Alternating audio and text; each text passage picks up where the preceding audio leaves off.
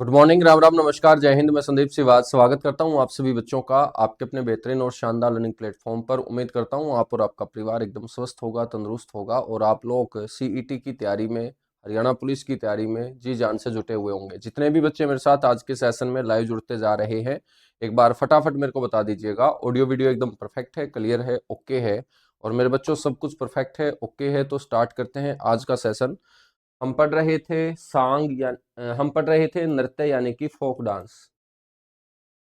राम राम भाई, नमस्कार, जय हिंद। हमने बहुत सारे नृत्यों को कल की क्लास में पढ़ लिया था बच्चों, और उन्हीं नृत्यों के अंदर एक नृत्य हमने लूर नृत्य भी पढ़ा था, और लूर नृत्य से एक जबरदस्त क्वेश्चन हमारा छूट गया था, तो उस क्वेश्चन को भी हम कवर करते हैं। एग्जाम में आपसे क्वेश्चन इस तरीके से पूछा जाएगा कि बताइएगा, हरियाणा का ऐसा कौन सा नृत्य है जिसको टुनमुनिया नृत्य के नाम से भी जाना जाता है? तो आपको ध्यान रखना है कि जो नृत्य हमने पढ़ा है लूर नृत्य, तो उस लूर नृत्य को हम क्या बोलते हैं? टुनमुनिया नृत्य भी बोलते हैं। कोई भी क्वेश्चन छूटेगा नहीं। तो एक अपना ये क्वेश्चन बच्चों छूट गया था कल की क्लास में, तो इसे आज हम कवर कर रहे हैं कि टुनमुनिया नृत्य के नाम से किसे जाना जाता है? लूर नृत्य को, जिसका अर्थ क्या होता है? लड़की होता है। ठीक है, बाकी सारी की सारी बातें हमने कवर कर ली थी। एक नृत्य है बच्चों मंजीरा नृत्य। मंजीरा नृत्य, मंजीरा नाम का जो नृत्य है ना, इसका आयोजन आपसे पूछा जाएगा कि किस अवसर पर मंजीरा नामक नृत्य का जो आयोजन है वो किया जाता है। तो आपको पता होना चाहिए कि मंजीरा नृत्य का जो आयोजन है वो धार्मिक अवसरों पर और त्योहारों पर किया जाता है बच्चों। ठीक है, तो क्वेश्चन कैसे बनेगा कि मंजीरा नामक नृत्य का जो आयोजन है वो कौन से अवसरों पर किया जाता है? तो आप बोलेंगे धार्मिक अवसर और त्योहारों पर जिस नृत्य का आयोजन किया जाता है उसे हम बोलते हैं मंजीरा नृत्य। मंजीरा नृत्य में कौन कौन से वाद्य यंत्र होते हैं? अब नृत्य होगा तो सीधी सी बात है बच्चों, वाद्य यंत्र तो बजेंगे, और इसके अंदर वाद्य यंत्र कौन से होंगे? डफ। डफ नाम का वाद्य यंत्र, जिसके नाम पर हमने नृत्य भी पढ़ा था, डफ नृत्य, जिसकी प्रस्तुति सबसे पहले 1969 के गणतंत्र दिवस के अवसर पर बच्चों हुई थी, ये भी हमने कवर किया था। डफ के अलावा नगाड़े, ठीक है, और नगाड़े के साथ साथ मंजीरों का प्रयोग किया जाता है।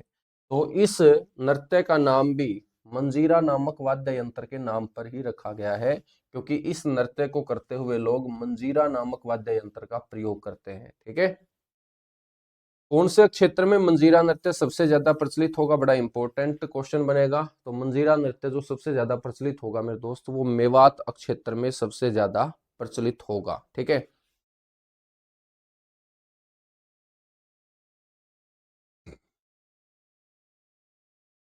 Good morning, good morning, good morning, good morning, जितने भी बच्चे जुड़ते जा रहे हैं। एक नृत्य बच्चों रतवाई नृत्य, कल हमने पढ़ा था रतवाई नृत्य, तो ये भी कौन से क्षेत्र में प्रसिद्ध है? मेवात क्षेत्र में। और मेवात का कौन सा इलाका बच्चों? नू। नू के साथ साथ फिरोजपुर जिरका। तो मेवात के नू और फिरोजपुर जिरका क्षेत्रों में सबसे प्रचलित जो नृत्य है वो रतवाई नृत्य है। और बड़ा इंपॉर्टेंट क्वेश्चन यहाँ से बनेगा कि रतवाई नृत्य कौन सी ऋतु के दौरान किया जाता है? तो क्वेश्चन जो निकल के आएंगे बच्चों वो इन्हीं लाइन के बीच से निकल के आएंगे। ठीक है, तो आपको बड़े ध्यान से पढ़ना होता है। हालांकि आपको ये तो पता होगा कि रतवाई नृत्य मेवात क्षेत्र में प्रचलित है, लेकिन लैंग्वेज थोड़ी सी बदल देगा एग्जामिनर, तो बच्चों अपना क्वेश्चन जो है ना वो गलत हो सकता है। तो आपको लैंग्वेज बदलने के साथ पता होना चाहिए सारे के सारे क्वेश्चंस का। तो क्वेश्चन आपका यहाँ से क्या बनेगा कि वर्षा ऋतु के दौरान कौन सा नृत्य किया जाता है मेवात क्षेत्र में? तो मेवात क्षेत्र में बहुत सारे नृत्य हैं, लेकिन वर्षा ऋतु के दौरान जो नृत्य किया जाता है उसे हम बोलेंगे रतवाई नृत्य। ठीक है, क्या बोलेंगे? रतवाई नृत्य। ठीक है बच्चों, एक नृत्य है बीन बांसुरी। कौन सा नृत्य है? बीन बांसुरी नृत्य। तो बीन तो आप लोगों ने देखी होगी है ना, शादी वगैरह में। आजकल तो डीजे वगैरह आ चुके हैं, लेकिन पहले मेरे दोस्त शादियों के अंदर बीन और बांसुरी का यूज किया जाता था। तो बीन बांसुरी नृत्य के अंदर गड़वे, मिट्टी का ये गड़ा होता है, साथ ही साथ बीन और बांसुरी के संगीत में लोक गीत गाकर मेरे दोस्त ये नृत्य किया जाता है। बांगरक क्षेत्र का ये प्रमुख नृत्य है। बीन बांसुरी जो है ये बांगरक क्षेत्र, और बांगरक क्षेत्र कौन सा है? ये हरियाणा का मध्य भाग है, यानी कि ठेठ बांगरक क्षेत्र कौन सा होगा? हरियाणा के अंदर ठेठ बांगरक क्षेत्र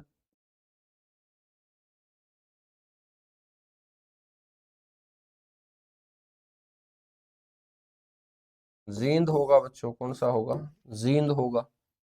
और जींद का कौन सा इलाका? उचाना। उचाना को बांगरी राजधानी भी लोग बोल देते हैं, ठीक है। और आप सभी को पता होगा कि ये जो नृत्य गढ़वे, बीन और बांसुरी के साथ किया जाता है, तो बीन और गढ़वा ये अपने हरियाणवी कल्चर के महत्वपूर्ण भाग हैं।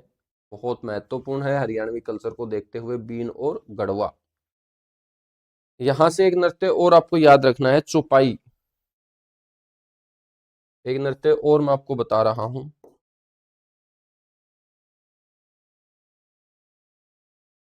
चौपाइया नृत्य। बड़ा इंपॉर्टेंट है ये भी। तो आपसे कोई पूछ ले कि चौपाइया नृत्य, तो मेरे बेटा चौपाइया नाम से ही पता चल रहा है।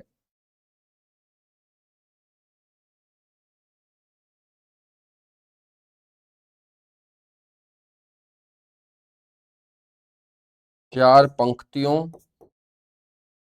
या चार अंगों पर यह आधारित होता है। चार पंक्तियों या चार अंगों के ऊपर आधारित जो नृत्य होगा उसी को हम क्या बोलेंगे? चौपाइया नृत्य बोलेंगे। ये चौपाइया नृत्य भी बच्चों आपका जो प्रचलित होगा ये मेवात क्षेत्र में प्रचलित होगा।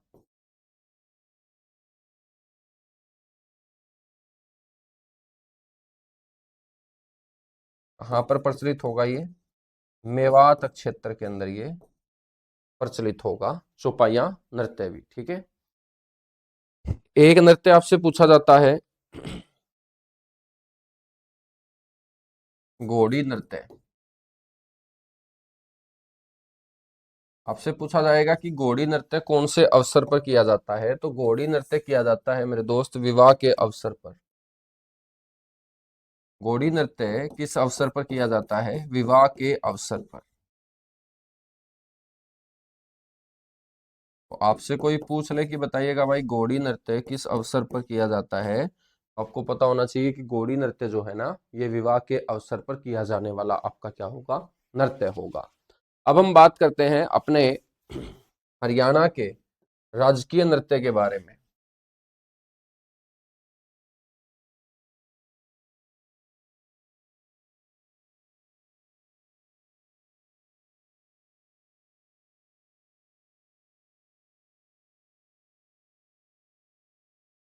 हरियाणा का राजकीय नृत्य बच्चों, हरियाणा का जो राजकीय नृत्य है वो क्या होगा? सारे के सारे बच्चे जानते होंगे, वो होगा तवांग। तवांग जिसे हम क्या बोलते हैं? सांग बोलते हैं बच्चों। क्या बोलते हैं? सांग। और इस सांग का जो अर्थ होता है वो क्या होता है? बेस भरना,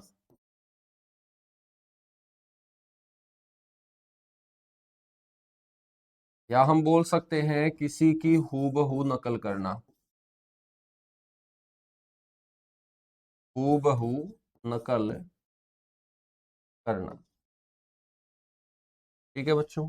तो हूबहू नकल करना उसी को हम क्या बोलते हैं? सांग बोलते हैं, ठीक है। आप लोगों को ये भी पता होगा कि जो सांग है मेरे दोस्त ये क्या होता है? सांग एक प्रस्तुति है। सांग क्या है? एक प्रस्तुति है मेरे बच्चों।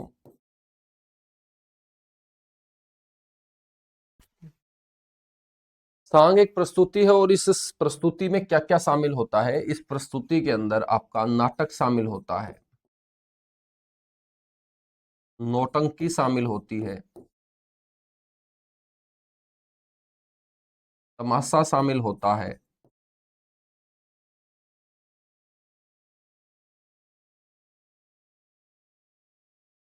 इसमें संगीत शामिल होता है, इसमें नृत्य शामिल होता है, इसमें रागनी शामिल होती है।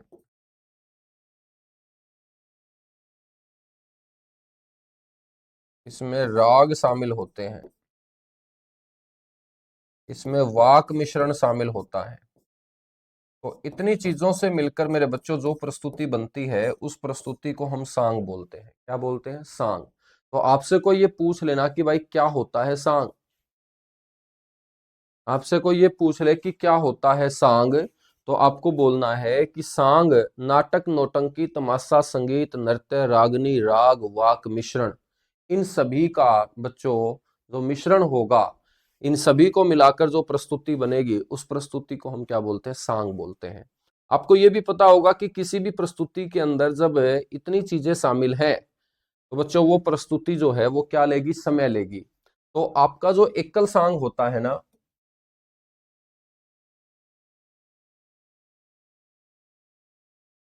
इस एकल सांग की प्रस्तुति का जो कम से कम समय होता है,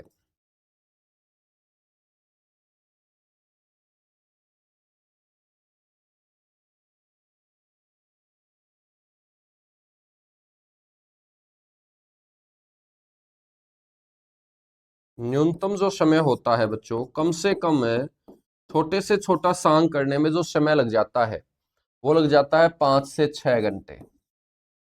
5 से 6 घंटे। और बड़े से बड़े जो सांग है ना वो तो कई महीने मेरे बच्चों चल जाया करते हैं। तो छोटे से छोटा जो सांग होगा वो 5 से 6 घंटे ले लेता है, लेकिन जो बड़ा सांग होगा वो तो कई कई दिन और महीने भी चल जाया करता है। तो मेरे बेटा आज किसी भी व्यक्ति के पास एक जगह के ऊपर बैठकर 5 से 6 घंटे सांग देखने का समय ही नहीं बचा हुआ। और कोई सांग देखने की कोशिश भी करेगा एक जगह बैठकर 5 से 6 घंटे, तो तब तक घर का बच्चों क्या बिगड़ लेगा? सांग बिगड़ लेगा। तो आज जब 5 से 6 घंटे किसी व्यक्ति के पास एक प्रस्तुति को देखने के लिए समय ही नहीं बचा हुआ, तो बच्चों सांग जिन चीजों से मिलकर बना हुआ था, आज वो सारी की सारी प्रस्तुतियां क्या है? सांग से अलग हो चुकी हैं और अलग तरीके से उनको प्रस्तुत किया जाता है। जो हम 10 से 12 मिनट की कोई रागनी सुनते हैं, तो ये रागनी बच्चों आज तो हम मोबाइल के ऊपर सुन लेते हैं, टीवी में सुन लेते हैं, रेडियो में सुन लेते हैं। लेकिन जब हमारे पास ये सुनने के, देखने के माध्यम नहीं हुआ करते थे, तो बच्चों ये रागनी लोग कहाँ पर सुना करते थे, देखा करते थे? ये सांग के अंदर देखा करते थे। आज हम कोई सीरियल देख लेते हैं, नाटक देख लेते हैं 20 से 25 मिनट का। बच्चों ये नाटक जो है ना पहले सांग का ही हिस्सा था। आज जो हम 3 से 4 मिनट का कोई भी गाना सुन लेते हैं, संगीत सुन लेते हैं, म्यूजिक सुन लेते हैं, तो ये म्यूजिक बच्चों जब सुनने के साधन नहीं थे तो लोग कहाँ सुनते थे? सांग में ही सुनते थे। गांवों के अंदर जो तमाशा करने वाला आता है, तो ये तमाशा बच्चों अलग नहीं किया जाता था, ये सांग का ही क्या होता था? पार्ट होता था। तो आज जिन चीजों से मिलकर सांग बना था वो सारी की सारी प्रस्तुतियां मेरे बच्चों अलग अलग दर्शाई जाती हैं। पहले ये अलग अलग नहीं दर्शाई जाती थी। इन सारी की सारी प्रस्तुतियों से मिलकर जो एक प्रस्तुति बनती थी, जो कम से कम बच्चों छोटे से छोटा सांग 5 से 6 घंटे चला करता था, ठीक है, तो वो प्रस्तुति हमारी सांग थी, जिसको हम अपने हरियाणा का क्या बोलते हैं? राजकीय नृत्य बोलते हैं। ठीक है। आपसे कोई पूछ ले मेरे दोस्त कि जो सांग है ना ये किस पर किया जाता है, तो आपको ध्यान रखना है ये लकड़ी के तख्ते पर किया जाता है बच्चों। 3.5 मीटर लंबे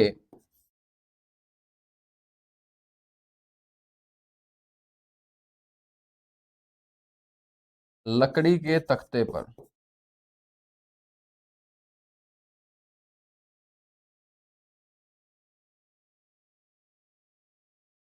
किया जाता है। तो लकड़ी के तख्ते की मेरे बच्चों लंबाई भी आपको ध्यान रखनी है, 3.5 मीटर। ठीक है। और इस लकड़ी के तख्ते के ऊपर जो लोग बैठते हैं वो सम संख्या में बैठते हैं।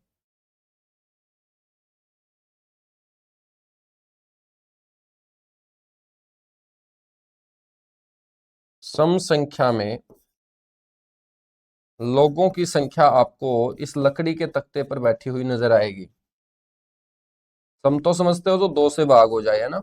या हम बोल सकते हैं 10 से 12 लोग।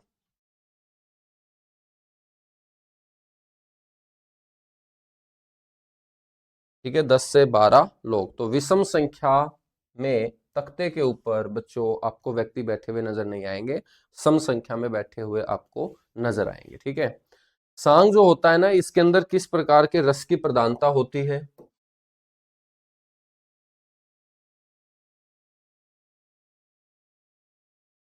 पेपर में पूछा गया कि सांग में किस प्रकार का रस होता है। तो सांग में मेरे बेटा याद रखिएगा, एक तो श्रृंगार रस होगा, एक होगा वीर रस,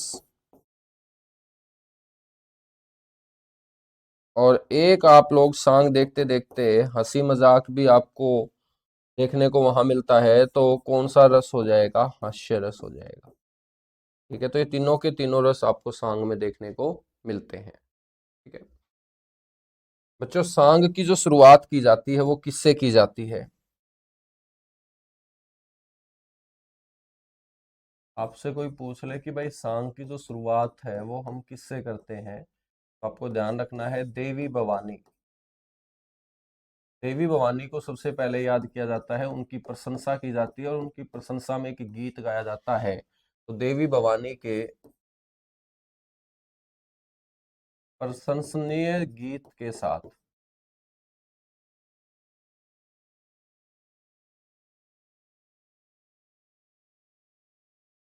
बच्चों क्या है, शुरुआत की जाती है किसकी? सांग की। ठीक है, यहाँ तक बातें क्लियर हुई? फटाफट बताइएगा सर, वीर रस कौन सा होता है? बेटा वीर रस वो रस होता है जिसमें वीरता की बातें की जाती है। ठीक है ना, जैसे अब 26 जनवरी को हम अपने बहादुरों की वीरता की गाथाएं जो है वो सुनेंगे, तो उसमें कौन सा रस होगा? वीर रस होगा। किसी को सुनने के बाद जब अपने को हंसी आती है, तो इसका मतलब उसके अंदर कौन सा रस है? हास्य रस है। आपने रस नहीं पढ़े हिंदी में?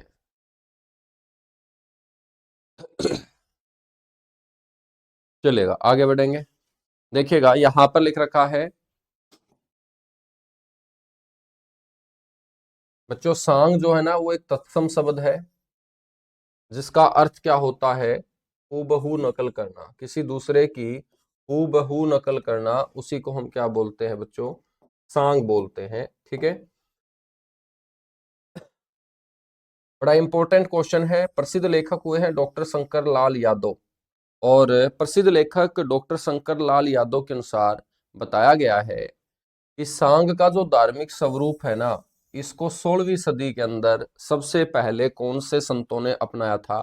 वैष्णव संतों ने अपनाया था। तो यहां से एक क्वेश्चन पूछा जाएगा कि बताइएगा किस व्यक्ति के अनुसार सांग के धार्मिक स्वरूप को 16वीं सदी के अंदर वैष्णव संतों ने अपनाया था? तो उस लेखक का नाम याद रखना है, शंकरलाल यादव। और शंकरलाल यादव ने बताया है कि वैष्णव संतों ने बच्चों इस सांग के स्वरूप को 16वीं सदी के अंदर अपनाने का काम किया था। लेकिन वो सांग का कौन सा स्वरूप है? धार्मिक स्वरूप है। ठीक है, वल्लभाचार्य नाम के जो संत हैं, उन्होंने मेरे बच्चों भगवान श्री कृष्ण के ऊपर आधारित जो भी नाटक हैं, उन नाटकों को रासलीला के रूप में प्रचारित किया। किस रूप में प्रचारित किया? रासलीला के रूप में प्रचारित किया। और प्रचारित करके गीति नाट्य परंपरा की क्या की थी? शुरुआत की थी। तो बड़े जबरदस्त क्वेश्चन हरियाणा जीके के अंदर मेरे दोस्त ये हैं, जो आपको नजर नहीं आएंगे फिर, लेकिन आप लोगों को यहाँ डीपली तरीके से पढ़ना है, तो ऐसे ऐसे क्वेश्चनों को आपको तैयार करना पड़ेगा, क्योंकि ऐसे ऐसे क्वेश्चन आगे आपको एग्जाम में देखने को मिलेंगे कि बताइएगा कृष्ण अभिनय को रासलीला के रूप में प्रचारित करके गीति नाट्य परंपरा की शुरुआत किस संत ने की है? तो उनका नाम है वल्लभाचार्य। धार्मिक स्वरूप को वैष्णव संतों ने कौन सी सदी में अपनाया था? 16वीं सदी के अंदर अपनाया था। इस बात की जानकारी हमें कौन देते हैं? प्रसिद्ध लेखक डॉक्टर शंकरलाल यादव देते हैं। ठीक है बच्चों, एक और जबरदस्त क्वेश्चन है कि 16वीं सदी के अंदर राज्य में रासलीला और रामलीला की क्या हुई थी? शुरुआत हुई थी। तो राज्य के अंदर रासलीला और रामलीला की शुरुआत कौन सी सदी में मानी जाती है बच्चों? 16वीं सदी में मानी जाती है। सैयद आगा हसन अमानत, एक और नाम आप लोग पढ़ेंगे, सैयद आगा हसन अमानत। सैयद आगा हसन अमानत ने मेरे दोस्त एक सभा का गठन किया था, और उस सभा को हम क्या बोलते हैं? इंदर सभा बोलते हैं। क्या बोलते हैं? इंदर सभा हम बोलते हैं। आपसे कोई ये पूछ ले कि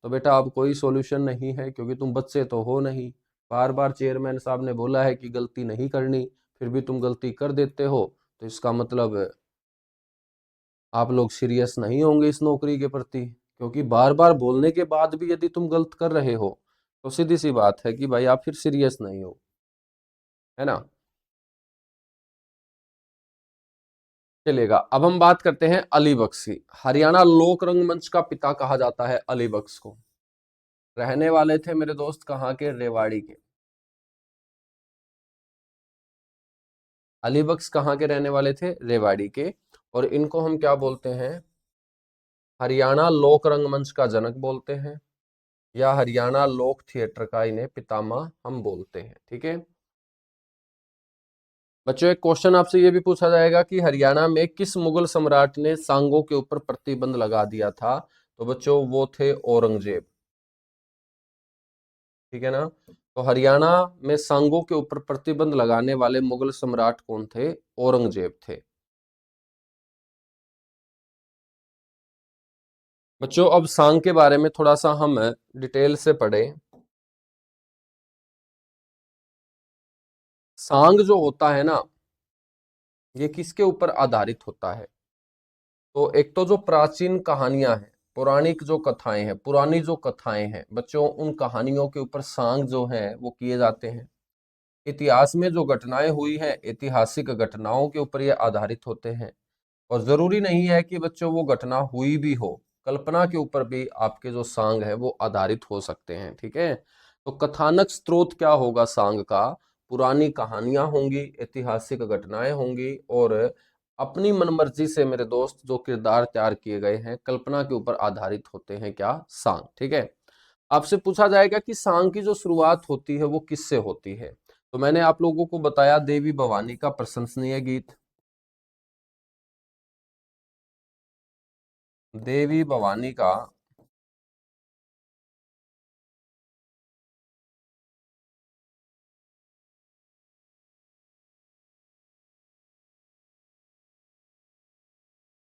देवी भवानी का प्रशंसनीय गीत, या हम बोलेंगे बच्चों गूंगा दमोड़ा नृत्य। ये भी बड़ा इंपॉर्टेंट है कि जब भी सांग शुरू होगा तो एक गूंगा आदमी जो है ना वो उठकर स्टेज के चारों ओर क्या काटेगा? एक चक्कर काटेगा।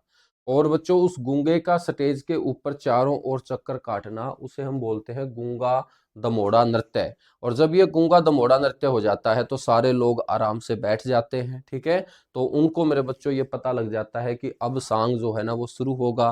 तो सांग के शुरू होने का जो सिंबल होता है, प्रतीक होता है, वो गूंगा दमोड़ा नृत्य होता है। नहीं, आपको सेम टू सेम मिल जाएगा ऐसे ही। ठीक है बच्चों, पात्र करेक्टर कौन कौन से होते हैं? तो इसमें देव का रूप, दानव का रूप, पशु का रूप, मानव। ठीक है, आदि का समावेश आप लोगों को नजर आएगा एक सांग के अंदर। तो सांग के अंदर जो करेक्टर होते हैं बच्चों, वो देव, दानव, पशु, मानव आदि करेक्टर शामिल होते हैं। सांग के अंदर रस कौन सा होता है? सांग के अंदर श्रृंगार रस होता है, वीर रस होता है, शांत रस होता है। कौन सा रस होता है? शांत रस होता है। ठीक है, हम बात करेंगे कौन कौन से रागों का प्रयोग किया जाता है। तो रागों में बच्चों भैरव, भैरवी, तोड़ी, कल्याण, भूपाली, मालकोस, असावरी। ठीक है ना, ये याद करना कोई जरूरी भी नहीं है। कौन कौन से तालों का प्रयोग बच्चों सांग में सांगी लोग करते हैं? ये तालों के नाम है कहरवा, दादरा, तीन ताल, रूपक ताल। बच्चों हम बात करेंगे मंचन, यानी कि मंच कैसा होता है। तो मंच मैंने आप लोगों को बता दिया कि लकड़ी का 3.5 मीटर वर्गाकार एक मंच तैयार किया जाता है, और इसके ऊपर सम संख्या में लोग बैठते हैं। और इस स्टेज के चारों ओर खुले आसमान में बच्चों जमीन के ऊपर जो लोग हैं जो सांग देखने आए हैं वो बैठते हैं। ठीक है, इसलिए सांग को हम ओपन थिएटर भी बोल देते हैं, क्योंकि सांग का जो मंच तैयार होता है वो खुले आसमान में ही तैयार होता है। लोग जो देखने इसको आते हैं उसके लिए कोई सिस्टेमेटिक ढंग से मेरे दोस्त आपको नहीं दिखेगा, चीजें बिखरी हुई होती है। इसको हम ओपन थिएटर बोल देते हैं। क्या बोल देते हैं इसे हम? ओपन थिएटर बोल देते हैं। ठीक है। इसके अंदर बच्चों एक करेक्टर होता है विदूषक। सांग के अंदर एक करेक्टर क्या होता है? विदूषक। और विदूषक कौन होगा? हास्य रस उत्पन्न करने वाले को हम क्या बोल देते हैं? विदूषक बोल देते हैं। हास्य रस उत्पन्न करने वाला जो पात्र होता है वो कौन होगा? विदूषक होगा बच्चों। क्या होगा? विदूषक होगा। ठीक है। बच्चों हम बात करेंगे सांग के अंदर जो गीत की शैली होती है वो चौबेला होती है। और चौबेला का मतलब है चार पंक्तियों पर आधारित। यानी कि जब भी बच्चों कोई व्यक्ति खड़ा होके बोलेगा तो वो एक पंक्ति नहीं बोलता बल्कि तीन चार पंक्ति बोलेगा, और चार पंक्तियों को हम बोलते हैं चौबेला। क्या बोलते हैं? चौबेला। तो सांग के अंदर जो गीत की शैली होगी वो कैसी होगी? चौबेला होगी। विदूषक कौन होगा? विदूषक वो होगा जो सांग की स्टेज के ऊपर बच्चों हंसाने का काम करेगा, लोगों को हंसाने वाला पात्र होगा। और हंसाने वाला कौन से रस को उत्पन्न करेगा? हास्य रस को उत्पन्न करेगा। ठीक है। कीजिएगा एक बार फटाफट ये बातें नोट, उसके बाद आगे बढ़ेंगे। खुशबू सर ये क्लास लाइव है या रिकॉर्डेड है? बेटा ये रिकॉर्डेड है खुशबू, ठीक है ना? हाँ, लाइव नहीं है। और ये 2024 की क्लास है। ऐसी बात कर रहे हो? तुम्हारे मोबाइल के ऊपर लाइव लिखा नहीं आता? स्क्रीन के ऊपर लाइव लिखा नहीं आ रहा?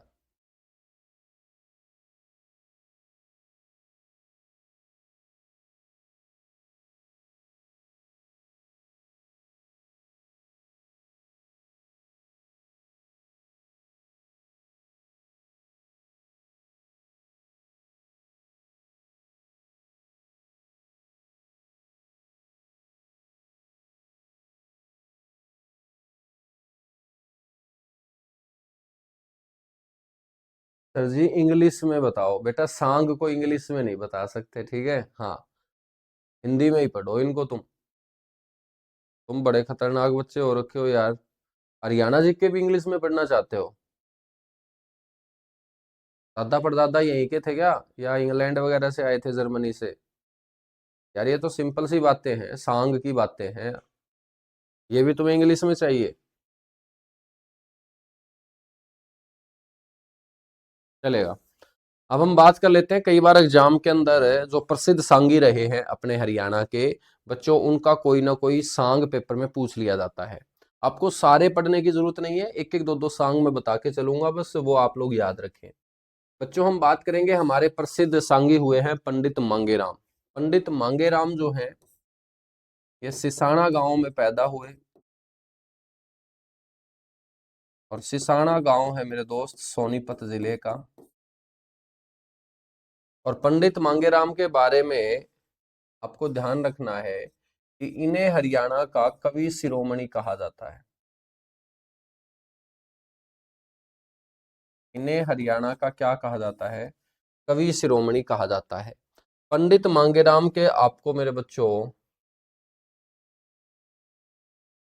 ये चार सांग याद रखने हैं। एक सांग का नाम है कृष्ण जन्म, एक का नाम है ध्रुव भगत, एक का नाम है नवरतन, और एक का नाम है दुष्यंत शकुंतला। तो कृष्ण जन्म, ध्रुव भगत, नवरतन, दुष्यंत शकुंतला, ये मांगेराम के मेरे बच्चों क्या हैं? सांग हैं। एक सांगी हुए हैं प्रसिद्ध धनपत सिंह। धनपत सिंह। धनपत सिंह के बच्चों दो सांग याद रखने हैं, एक लीलो चमन और एक ज्ञानी चोर। ज्ञानी चोर की गुफा हम पढ़ते हैं ना महम के अंदर, हाँ, तो उसी चोर के बारे में बच्चों बहुत तगड़ा सांग किया धनपत सिंह ने। तो लिल्लो चमन और ज्ञानी सिंह ये किसके हैं? धनपत सिंह के सांग हैं। एक सांगे हुए हैं बालक राम। ठीक है। बालक राम, बालक राम के भी आपको सिर्फ दो सांग याद रखने हैं, एक तो पूर्ण भगत और एक गोपी चंद। तो पूर्ण भगत और गोपी चंद ये किसके सांग हैं? बालक राम के। बच्चों हम बात करेंगे कृष्ण गोस्वामी। कृष्ण गोस्वामी का एक सांग याद रखना है, दिलावर। ठीक है ना? बाकी सारे के सारे याद रखना पॉसिबल भी नहीं है क्योंकि सांगों की संख्या बहुत ज्यादा है। ठीक है। तो इसलिए आपको कोई भी सांगी है उसका प्रसिद्ध सांग याद रखना है। ठीक है, गोवर्धन सारस्वत, गोवर्धन सारस्वत में बच्चों दो सांग याद रखेंगे। गोवर्धन सारस्वत का एक प्रसिद्ध सांग महाभारत और एक प्रसिद्ध सांग है कृष्ण लीला। कृष्ण जन्म बच्चों किसका है? मांगेराम का, और कृष्ण लीला किसका है? गोवर्धन सारस्वत का सांग है। तो गोवर्धन सारस्वत के दो सांग, एक महाभारत और एक कृष्ण लीला, आपको याद रखना है। पंडित शंकरलाल के दो सांग याद रखेंगे। एक याद रखेंगे पद्मिनी, बड़ा इंपॉर्टेंट सांग है इनका।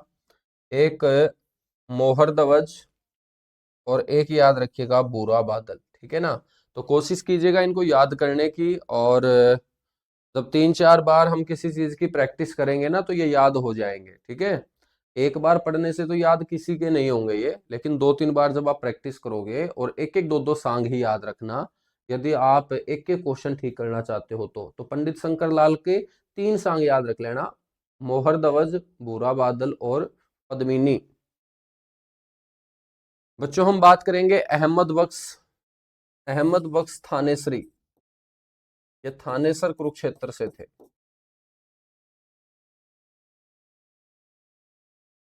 ठीक है, अहमद बख्श थानेसरी के दो सांग याद रखना है, एक तो कंस लीला, एक सोरठ। ठीक है, और एक चंद्र किरण। ये 3 याद रख लेना बच्चों। तो सोरठ, चंद्र किरण और कंस लीला ये किसके सांग है? अहमद बख्श थानेसरी के। हम बात करेंगे पंडित नेतराम और रामलाल। पंडित नेतराम और रामलाल का सबसे प्रसिद्ध सांग है सिल्ला सेठानी। ठीक है ना, तो मेरे बच्चों सिल्ला सेठानी जो है ये इसलिए इंपॉर्टेंट है क्योंकि ये हरियाणा का पहला सफल सांग माना गया है। तो हरियाणा का पहला सफल सांग सिल्ला सेठानी होगा। हरियाणा का प्रथम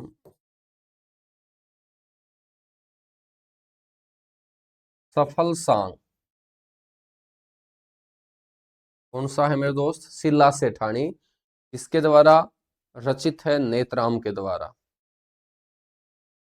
नेक्स्ट है पंडित दीपचंद। पंडित दीपचंद मेरे बच्चों हम बात करें तो शेरी खंडा गांव सोनीपत में इनका जन्म हुआ।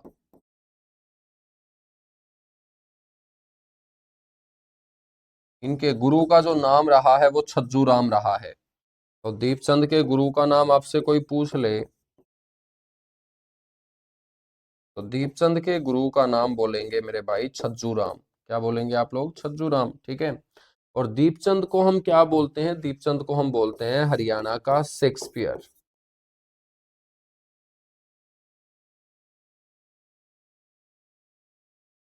हरियाणा का शेक्सपियर बोलते हैं, हरियाणा का कालिदास बोलते हैं। ठीक है, इसको दीपचंद को। और दीपचंद के बच्चों बड़े इंपॉर्टेंट सांग हैं जिनमें एक तो सोरठ याद रखिएगा। एक सोरठ हमने पढ़ा है किसका? अहमद बख्श थानेसरी का। दोनों ऑप्शन में कभी नहीं आएंगे, ये जरूर याद रखना। एक राजा हरिश्चंद्र, राजा हरिश्चंद्र। एक नल दमयंती, एक नल दमयंती। ठीक है, तो सोरठ, राजा हरिश्चंद्र, नल दमयंती ये किसके हैं? दीपचंद के प्रसिद्ध सांग हैं। बच्चों एक सांगी हुए हैं समरूचंद। समरूचंद के जो सांग हैं उसमें याद रखिएगा पद्मावत। ठीक है, और पद्मावत के साथ साथ याद रखिएगा वन परो और चीर परो। तो वन परो, चीर परो, पद्मावत ये किसके सांग हैं? समरूचंद के सांग हैं।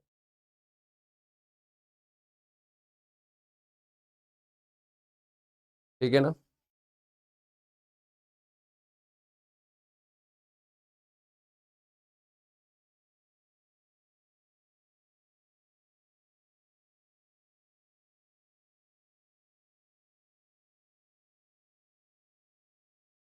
चलेगा बच्चों। कुछ और सांगी हैं जिसके अंदर हम बात करते हैं हरदेव स्वामी की। हरदेव स्वामी की, तो हरदेव स्वामी में याद रखिएगा एक तो हीर रांझा, एक ज्ञानी चोर और एक चंद्र किरण। ठीक है, तो हीर रांझा, ज्ञानी चोर, चंद्र किरण ये हरदेव स्वामी के प्रसिद्ध सांग हैं। नेक्स्ट हम बात करते हैं बाजे भगत की। तो बाजे भगत में बच्चों आपको याद रखना है चंद्र किरण, जमाल और ज्ञानी चोर। बाजे भगत का जन्म कहाँ हुआ है? सिसाना सोनीपत में, जहाँ मांगेराम जी पैदा हुए, वहां पर आपको ध्यान रखना है बाजे भगत भी पैदा हुए हैं। बच्चों हम बात करेंगे चंदगी राम बगाना। चंदगी राम बगाना का एक आपको ध्यान रखना है सेठ उत्तम चंद। सेठ उत्तम चंद नाम का इनका सॉन्ग बड़ा काफी पॉपुलर रहा है चंदगी राम बगाना का। और एक है चांद की कोर, चांद की कोर। धर्मवीर बगाना ये हरियाणा के राजकीय सांगी है बच्चों, हिसार जिले से आते हैं। बगाना जो गांव है वो कौन से जिले का है? हिसार जिले का। और ये वर्तमान में हरियाणा के क्या है? राजकीय सांगी हैं।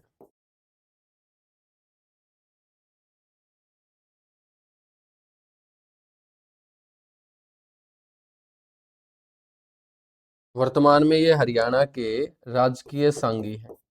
तो आपसे कोई पूछ ले कि हरियाणा के राजकीय सांगी कौन होंगे? धर्मवीर बगाना। और धर्मवीर बगाना का एक ही बच्चों पॉपुलर सॉन्ग है नरसी का भात। याद रखना है नरसी का भात, ठीक है। नेक्स्ट सांगी है रामकृष्ण व्यास। और आपसे कोई पूछ ले कि रामकृष्ण व्यास का जो संबंध है वो कहाँ से है, पेपर में ये क्वेश्चन पूछा गया, तो रामकृष्ण व्यास का संबंध है नारनौंद से। और नारनौंद बेटा अब आपको पता होगा कौन से जिले में आता है? झांसी जिले में आता है। कौन से जिले में? झांसी जिले के अंदर, ठीक है। और इनका एक प्रसिद्ध सॉन्ग याद रखिएगा, गोपीचंद इनका सॉन्ग बड़ा इंपॉर्टेंट है, नल दमयंती इनका सॉन्ग बड़ा इंपॉर्टेंट है, रूप कला इनका सॉन्ग बड़ा इंपॉर्टेंट है। तो रामकृष्ण व्यास भी एक बहुत बड़े सांगी आपके हुए हैं। कीजिएगा फटाफट नोट और इसके बाद आगे बढ़ेंगे। दादा लक्ष्मी चंद को बोलते हैं शेक्सपियर बेटा, दादा लक्ष्मी चंद को नहीं बोलते, शेक्सपियर। हाँ वो एक दो किताब में लिख रखा है, वो किताब तूने पढ़ ली होगी बस, इसलिए बोलते हैं दादा लक्ष्मी चंद को। है, दादा लक्ष्मी चंद को नहीं कहा जाता। शेक्सपियर जो कहा जाता है वो दीपचंद को कहा जाता है, कालिदास जो कहा जाता है वो दीपचंद को कहा जाता है, ठीक है ना। तो एक दो किताब वालों ने शेक्सपियर लक्ष्मी चंद को बता दिया, इसलिए जो एक दो बच्चा है के दिमाग में बैठेगा कि लक्ष्मी चंद को बोलते हैं। सांग के जो सम्राट हैं वो लक्ष्मी चंद होंगे, ठीक है। तो आपसे कोई पूछ ले कि सांग सम्राट की संज्ञा किसे दी जाती है, तो वो लक्ष्मी चंद को दी जाती है। लक्ष्मी चंद के बारे में अभी मैं आपको बताऊंगा, एक बार फटाफट नोट कीजिएगा।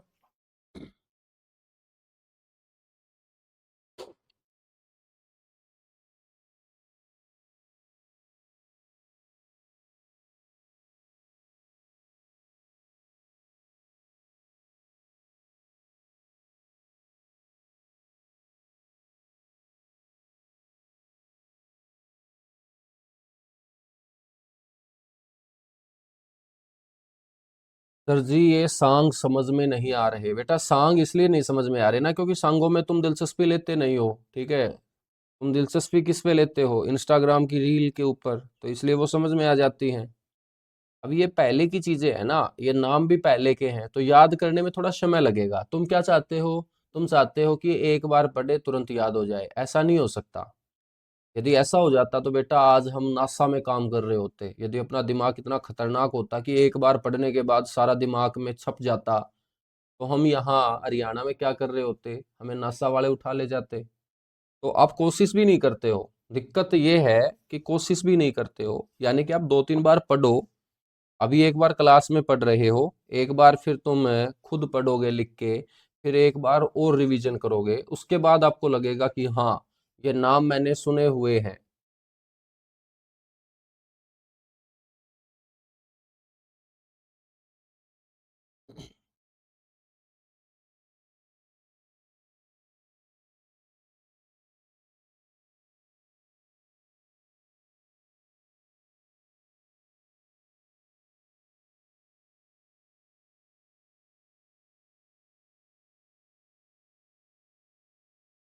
सर जी ट्रिक से याद करवा दो बेटा, इनकी क्या ट्रिक बनाऊं ये बताओ तुम।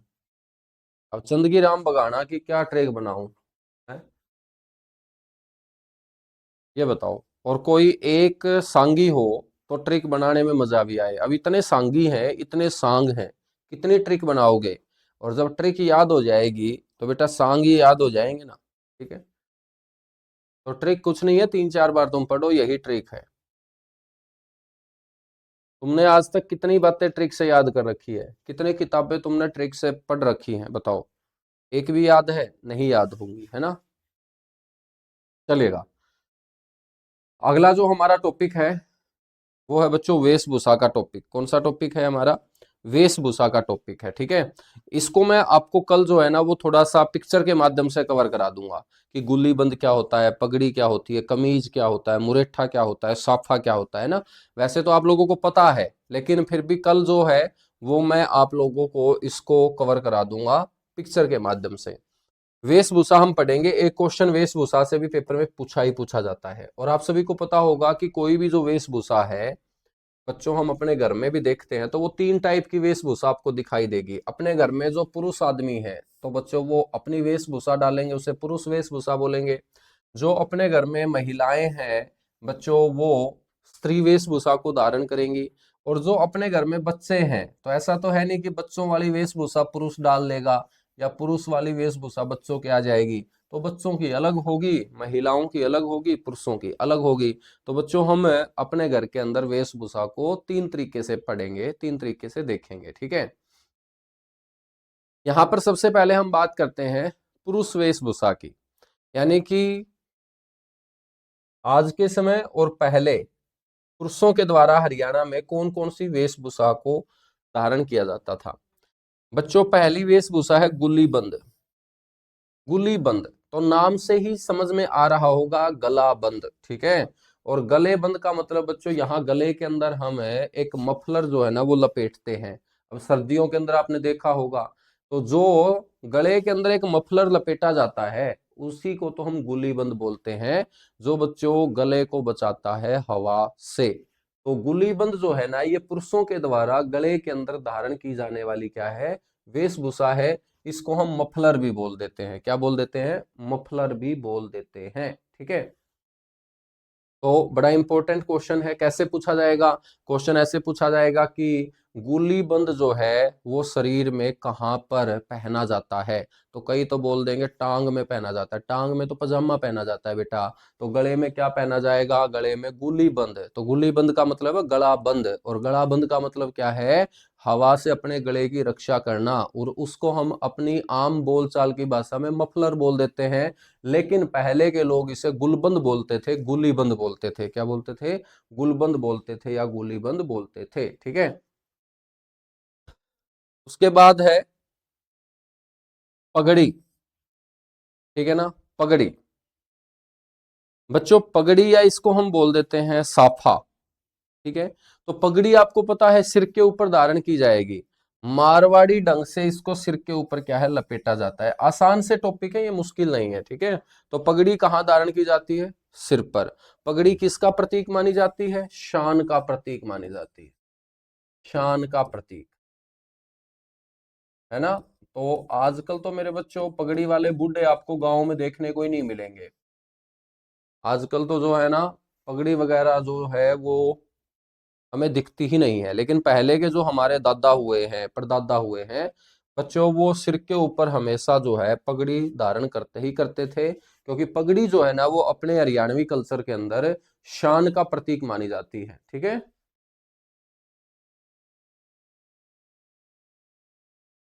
उसके बाद है बच्चों कमीज। अब देखिएगा कमीज जो है ना वो आप देखेंगे कि भाई सारे ही धारण कर लेते हैं।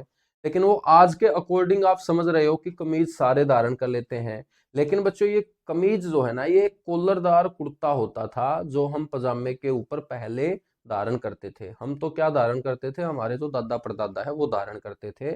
तो कॉलरदार यानी कि कॉलर तो समझते होंगे ये वाले, ठीक है ना।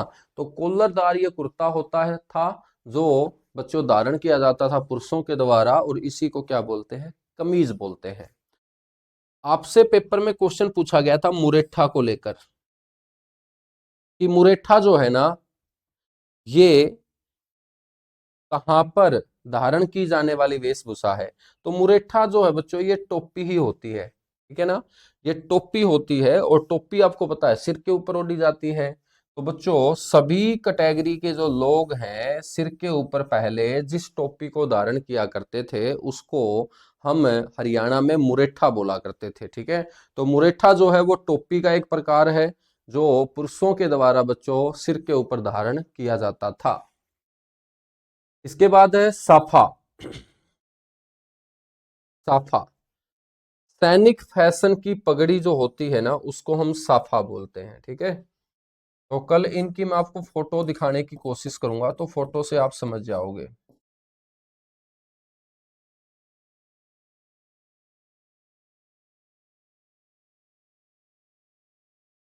सैनिक फैशन की ये क्या होगी, पगड़ी होगी।